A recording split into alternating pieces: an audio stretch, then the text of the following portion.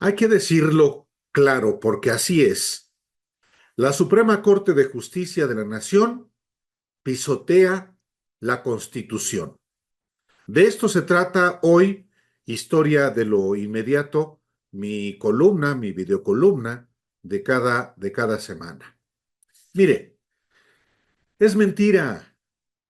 El Poder Judicial y sus sabotajes no son asuntos solo de leyes y de abogados, sino del interés de todos los mexicanos que en su mayoría saben que los ministros de la Suprema Corte de Justicia de la Nación, que encabeza Norma Piña, junto con sus asesores del PRIAN, han decidido pisotear la Constitución para defender con los peores recursos de la antidemocracia, incluyendo la violencia, los intereses más ruines de México y de sus socios extranjeros.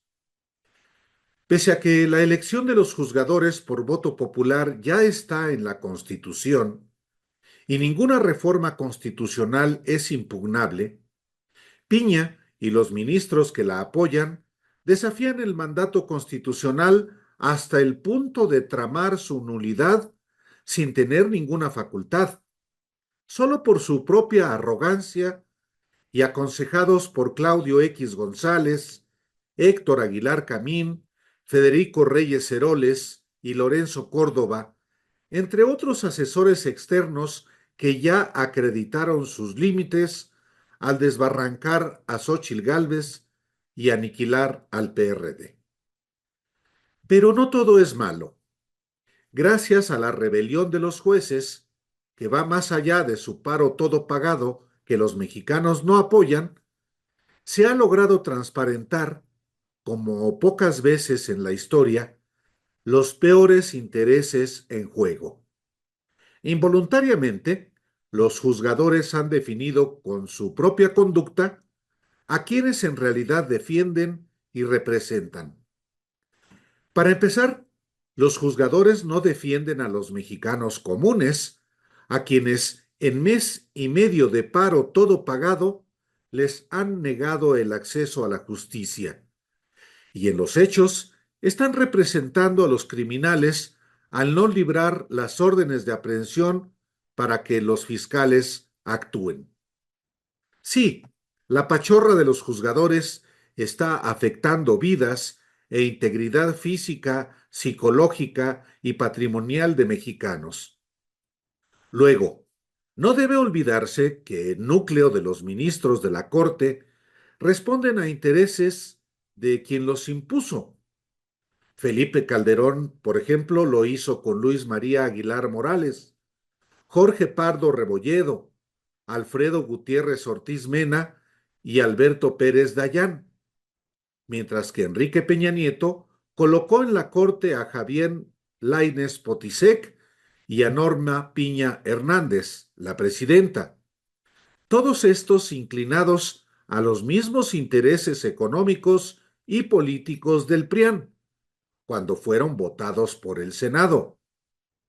Hay un caso particular, aunque no único, de defensa de los intereses de los multimillonarios de México. Alfredo Gutiérrez Ortiz Mena fue designado por Calderón titular del sistema de administración tributaria entre 2008 y 2012, en acuerdo naturalmente con el PRI.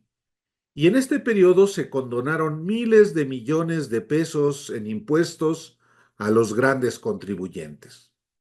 Y luego, en 2012, fue votado por el PRIAN como ministro de la Corte.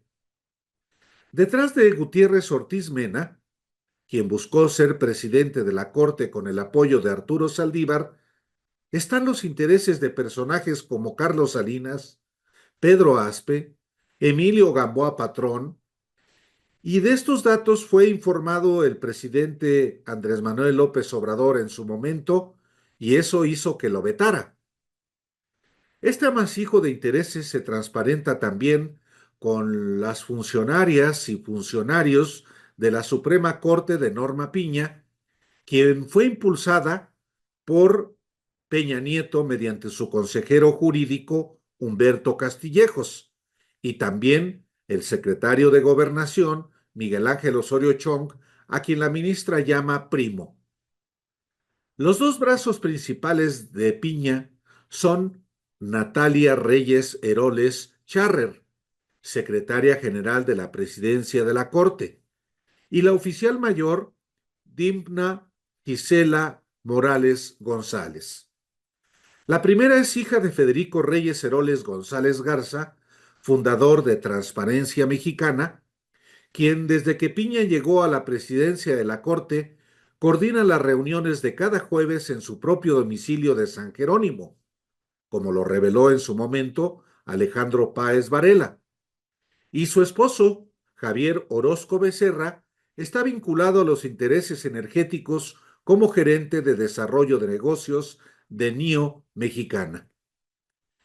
Por otra parte, Morales González es una allegada al diputado federal del PAN, Germán Martínez Cázares, quien la nombró directora de finanzas del IMSS en su breve periodo como director en el gobierno de López Obrador, y luego fue coordinadora de Administración y Finanzas del CIDE entre 2020 y 2021 con Sergio López Ayón. Otra estrecha colaboradora de Norma Piña es Fernanda Casanueva de Diego, secretaria ejecutiva de Administración del Consejo de la Judicatura, quien antes fue oficial mayor de Luis Videgaray Caso en las Secretarías de Hacienda y Relaciones Exteriores, sí, en el gobierno de Peña Nieto.